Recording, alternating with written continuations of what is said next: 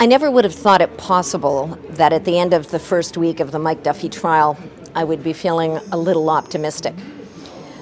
This is a fraud, breach of trust, and bribery trial, and even if Mr. Duffy, the suspended senator, was to be acquitted at the end of it all on all charges, I think it's safe to say that the details about his conduct have not elevated the reputation of the Senate.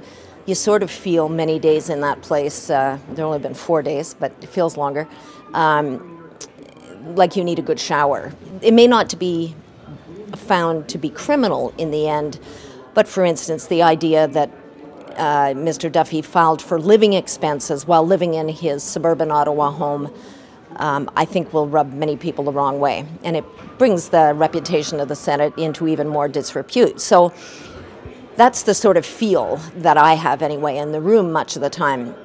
But the only witness this week was the former law clerk of the Senate, Mark Odsent. And he is a tall, very distinguished guy.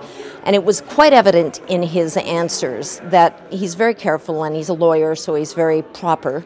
But it's also very obvious that he has a great deal of affection for the place, that he took very seriously his own responsibilities. He was talking, for instance, about the so-called honorable principle. This is the one that is supposed to guide all senators in their conduct. They're supposed to be honest, they're supposed to be decent, their word is supposed to be their bond.